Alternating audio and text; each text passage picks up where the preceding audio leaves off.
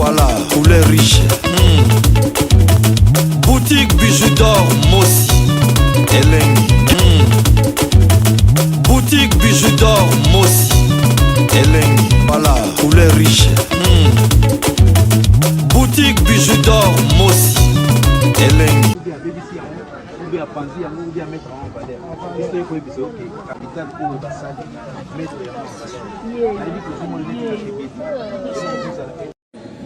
Bana beba mbaba bachoka ni malwe Bia kujibazengela na umunde Wawe wa zambi wa moyo ufila janda muna Ei zambi waniwe Ei zambi wanye Papa ye Bana beba mbaba bachoka ni malwe Adi bia kujiwewa Bia kujibazengela na umunde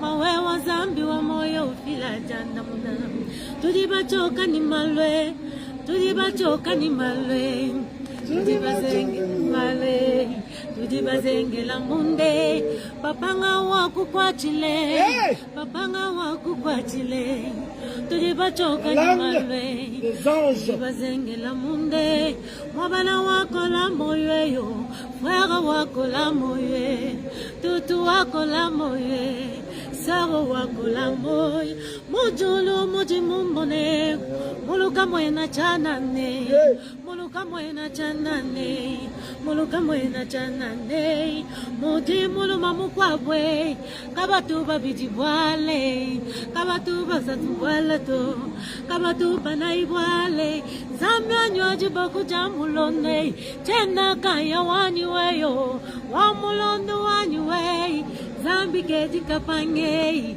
Ei fumwa kwetwe Chamakanda wanywe Chamakanda wanywe Bravo.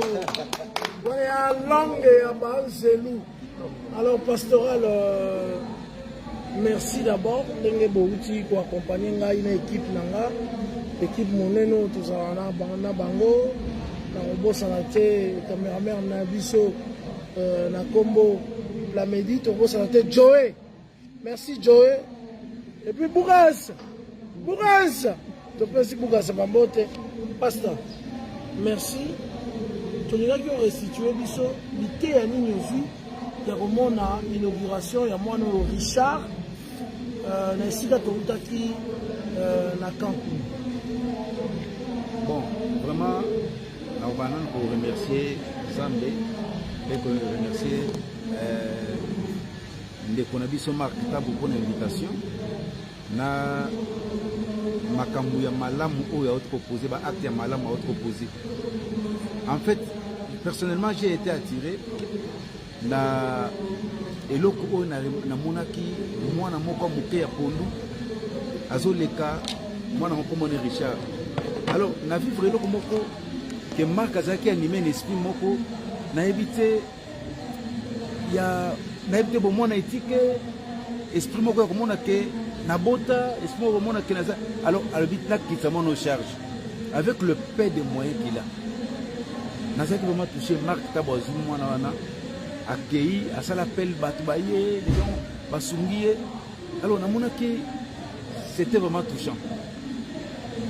C'est comme ça que Toyaki, la maman lui dit, pour toquer les lots, parce que c'est qui les jours pour inaugurer boutique mon appel. Oui, bien, na comme ça quand ça l'inauguration, le lot marque kinga, ezaki mon on a Richard. Quand Marc a zo kende. Atiki ba parents nazo landez-vous kene naye baza ko jowe secrétaire ba marque accueilli mais vraiment hôtel famille meza qui touché bato baza ki vraiment na esengo ya komona ke mutema na yo munene wana eleki kotongela ba immeuble amen eloko sali Marc Tabu zamba pamola na yebi ke tozaka na habitude surtout nous les Congolais kondima baninga na bien tu as vraiment erreur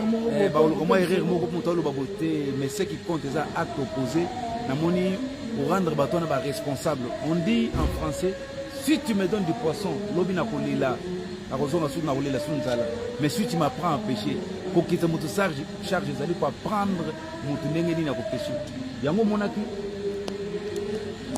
na exhortaki ba mama wana ko salon te boutique moko kitoko na kuti ba ya mama lingi mona ba saka loso ba miliki ba sucre ba savon ba mafuta ba tana bi pour toi sala yango bande ko na ngai il faut za na molimo na nzambe parce qu'il y a des gens qui ont des millions ba sala ka ngoti musuku to ko le ka molimo na tala linzala okipete mais Marc Tabo avec le paix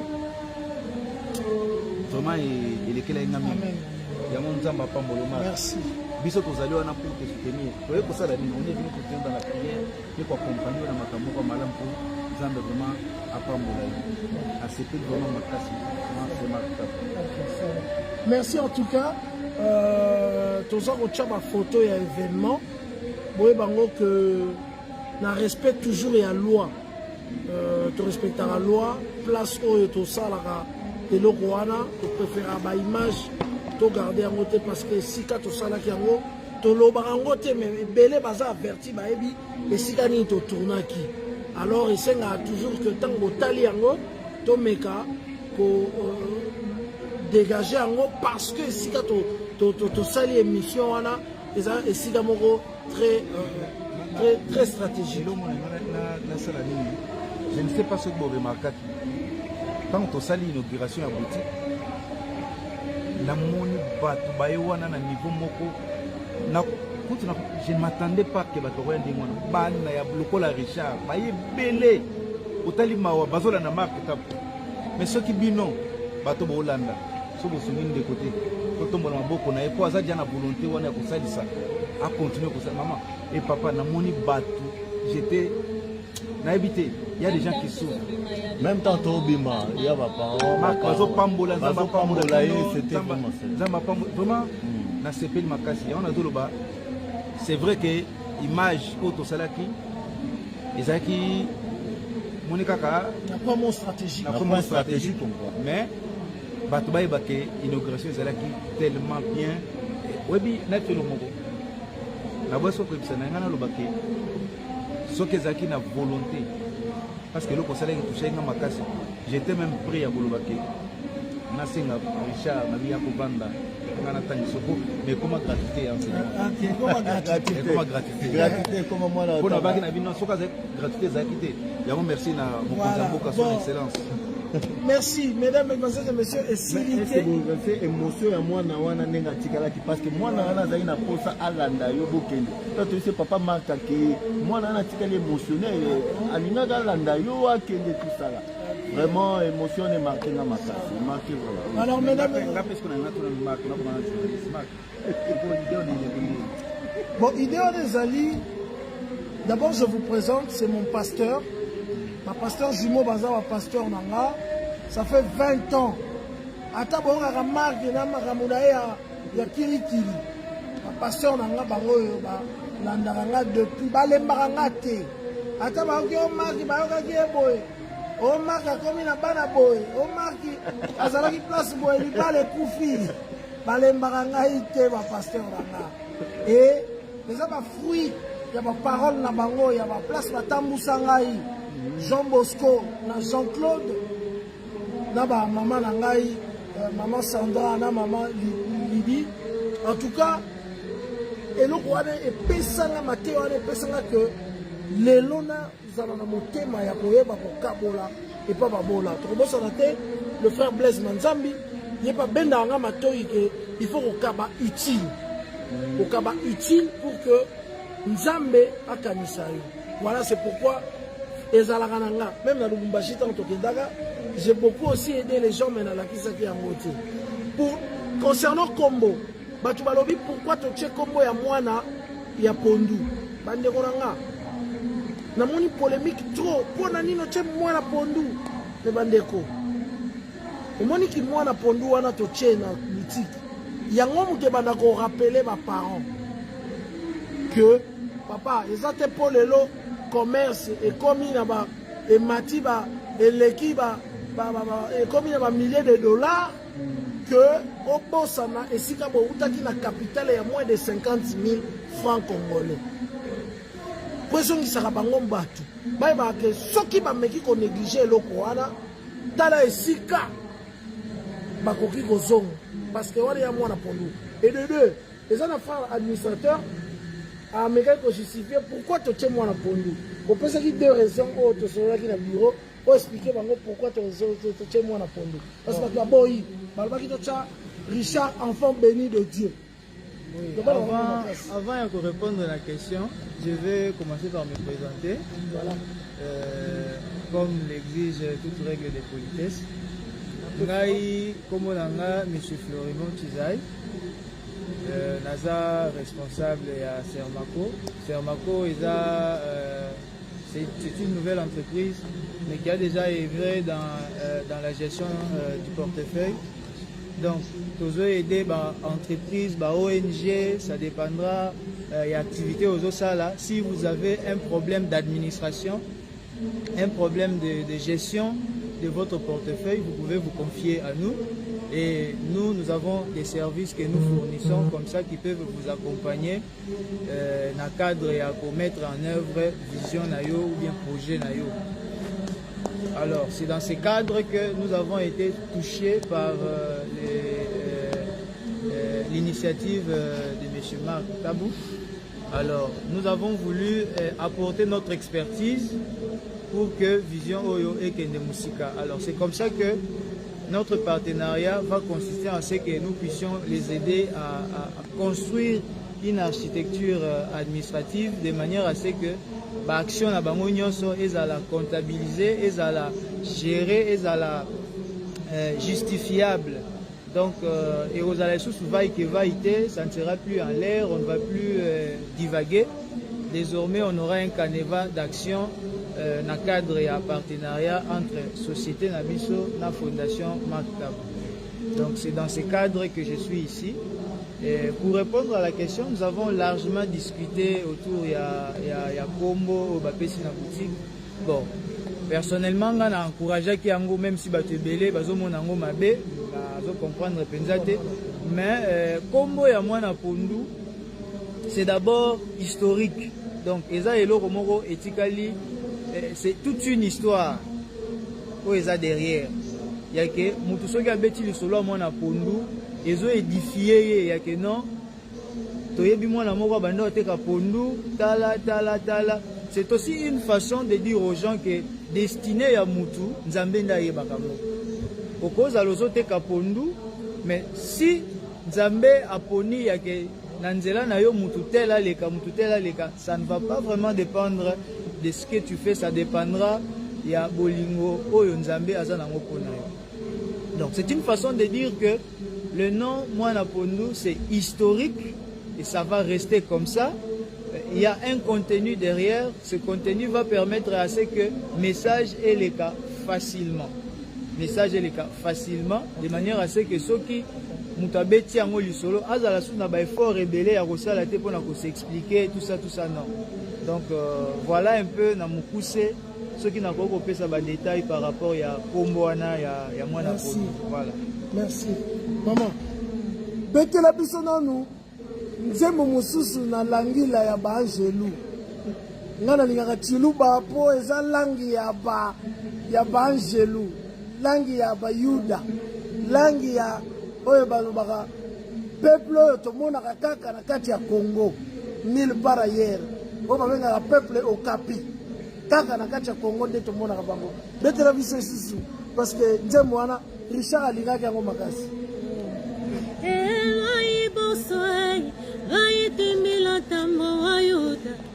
Yaya kitatu, yaya kimamu wabantu bonswe, chena mulala bwala moyo jinga zambi wa isalela, chena musomba bwala moyo jinga bwa kwingila shefo, bikala bantu babenga bwa kwamba bwalu bweba.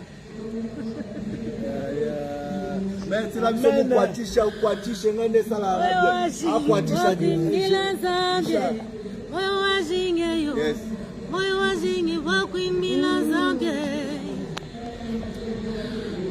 Nzamba pambola binebele Nzamba pambola bao bapesa ki pona Richard. Merci. Et silité qui dit ça va charge toza ko continuer bobi ke mwana mwasi wana ya paka juma bobi saki ngala sala tu azonga mboka nga na bosa na eloko te na prometaki na mwana mwasi apaka juma okozonga boende tokopesa biloko mpe okozonga boende et puis tokotika te bango bazali vraiment kosadere na kati ya émission na biso kitisa bacharge bobenga biso na numéro na biso mpe tokontinue mosala. To remercie encore une fois pasteur Jean-Claude, topesi pasteur Jean Bosco bambote place azali moi message asuka po tosukisa vraiment je crois même à un message avant de voilà. Bon, je voulais expliquer.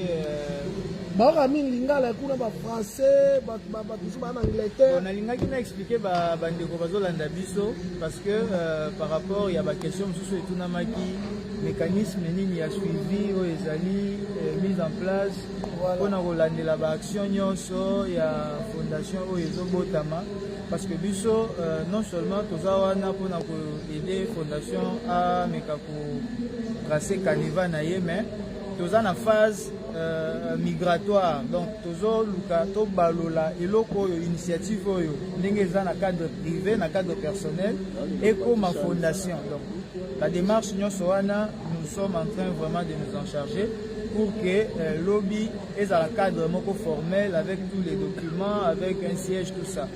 Voilà, maintenant comment nous allons arriver à le faire? C'est une façon pour rassurer Bandeko Oyo Bazo adhérer que ce n'est pas du tâtonnement, c'est quelque chose de sérieux. Il y a des grands responsables même du pays qui sont déjà déterminés à accompagner cette vision. Alors nous disposons de tout ce qui est administratif comme outil ou comme personnel pour réaliser l'initiative Oyo.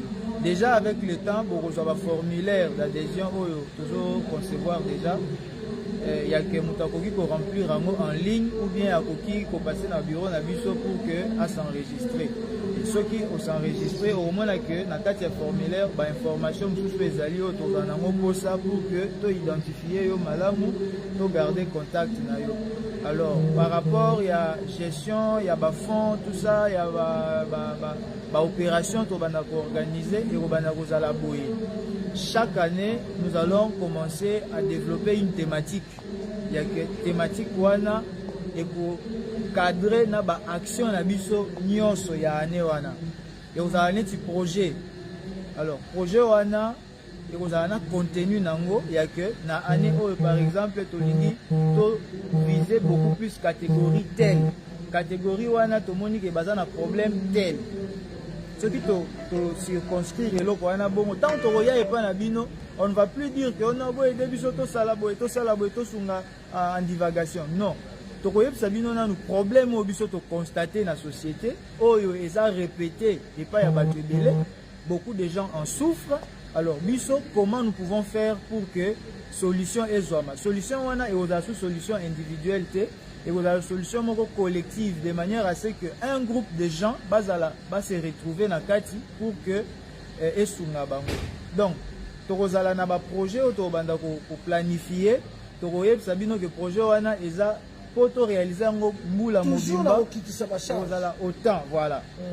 De manière à ce que à la fin par exemple de l'année, tozala en mesure ya koyeb sabino que na ba initiative na biso na ba effort na biso on a réussi à résoudre le problème de autant de familles, autant de personnes, autant de jeunes bazalaki bénéficiaires ya ba action na biso. Donc moi redevabilité wana, technicité wana sur le plan administratif, yango tolingaki to meka ko mema yango na kati ya fondation pour que makambo ezala et marcher. Donc nous, je rappelle que nous sommes un cabinet d'expertise en gestion des portefeuilles et facilitation d'affaires. Tozana deux services principaux. S'il te plaît, sur sa caméra. Alors aussi ça donc fondation et Vandi. Et puis il y a Blagité. Nous donnons la parole au pasteur Azor pour clôturer. Les actions continuent. Namoni maman mo azotala nga on a lina kitse ba charge. Maman mo azotala nga siku. Énonce toi maman moko ozawa azotala nga. Oza na Bruxelles. boko pote na koki chope ma charge place oza wana wana problème ofuta ndako pesa kombo na yo moi on a ofutelo dans siso ba donc kitso même na pote to ba donc kitso ça c'était pour blaguer pasteur voilà maman moko kitso ma charge vraiment personnellement la commission Zambé ce qui présente un peu Zaliawa c'est juste pour soutenir ba idée malamu ya frère na soma kitabu. Et là, on a aussi un bateau qui est na osenga bato ba Hollanda bato baza bonne volonté to combattre l'idée mais na osenga bino bo soutenir l'idée to c'est la carte mundele to chinois aya avec la fondation pour soutenir na sentir na kati ya marque kaza na azana mawa azana bolingo wana alors na osenga bino parce que vous allez quitter ngai nde toke to sali inauguration na moni boutique na moni famille nde bazali Nathalie soki batie mwana pondu c'est son histoire eza histoire eza neti babinga soki bamapasa bi bamapasa bakoki efase histoire na biso te donc histoire mwana wana eza mwana pondu na kisasa babengaka bato wana bana ya pondu bana komo mosusu te alors ezali enseignement monene eloko frère na biso Mark Tabo asali eleki kokabela motu bamillion po aider libota wana po aider bato wana nakoti papa na bango ye moko azovana na boutique non esengo ezalaki ya mingi alors na osenga bino bolemba te bato bakozala na bonne volonté na kombo Nzambe biso nyonso elongo tosangana lisanga moko to soutenir fondation oyo parce que bana lokwa ba Richard baza ebele si vous avez des idées ata $1 $2 $100 $10 pour soutenir frère Mark Tabou na fondation je pense qu'il a aidé bato ebele parce que oazo salisa bato à part bato batindi mabandaki na ba moi muke wana za na moko na ye mais vraiment je vais vous demander ya ko soutenir maman Lydie déjà sandini kaza dia marraine ya fondation maman Lydie merci marraine la fondation bon on a épé na groupe ba tout ba na groupe maman Lydie marraine la fondation merci maman Lydie en tout cas marraine bon moni marraine ayaki na papa la sambeli ba tchelo boko. Vous aurez des photos pour les images de Sebino, point stratégique, tout ça, bateau, tout la loi, tout ça là qui est un peu mona, et puis tout là, Sebino peut être toi maturité. C'est ce qu'on a fait pour Richard et mon a mis sur bateau, et puis voilà. Donc très prochainement, tu vas la comment est-ce que Bazo évolue. Oui, bien, il faut que ma valeur à moto, ma valeur. Ma félicitations. Nathalie Richard. Bogar ya kosakanate et puis au kabela ba koka ba mais tu rappeler na ba image Richard asali musalmo le mot ba kiti si charge akiti ba charge ya balinga c'était vraiment extraordinaire na sepeli vraiment ezaki malamu amen biloko no tolobaka tout concours bien de ce qu'aime Dieu passe par les hommes pour bénir les hommes il est passé par Marc vraiment Nzambe bon, allez, à plus et ciao, ciao.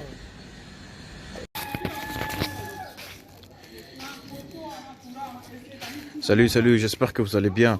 En fait, c'est plus pour le diaspora. C'est donc qu'ils veulent passer leur séjour ici à Kinshasa. Alors pour tous vos déplacements, il y a une voiture à louer qui est là, marque Hyundai. La voiture elle est confortable. Donc climatisé et tout. Donc la voiture répond vraiment aux normes. Alors pour tout contact, veuillez contacter Bidor TV au numéro qui suit plus 49 17 85 52 23 11. Donc je réponds pour une meilleure compréhension. Plus 49 17 85 52 23 11. Donc la voiture elle est là, marque Hyundai. Donc voilà. Donc ici nous sommes à Kinshasa, donc pour tous les diasporas, pendant tous vos séjours à Kinshasa, voilà la voiture, elle est là pour vos déplacements et tout. Donc partout où vous voulez y aller, la voiture, elle est là. Donc vraiment, veuillez contacter Bidor TV et vous ne serez pas déçus. Merci et bye. Oui, Botali, vidéo Nabiso, il y a publicité, voiture Nabiso est en Congo, Mutolingo kende na yo Congo, contactez Bidor TV, na voiture Oyo Tukomona. Okozala jamais déçu parce que maman bijou d'or à lobby et za pour na biso ba diaspora. Maman bijou d'or n'a pas besoin à ba partenaire. yo partenaire place ozali contactez Mama Bijou d'Or. Mama Bijou d'Or aza besoin ya micro, Mama Bijou d'Or aza besoin ba ordinateur, bosepelaka na musala na nga soko lingi o soutenir Mama Bijou d'Or na musala na ye, numéro na nga eza wana. Merci.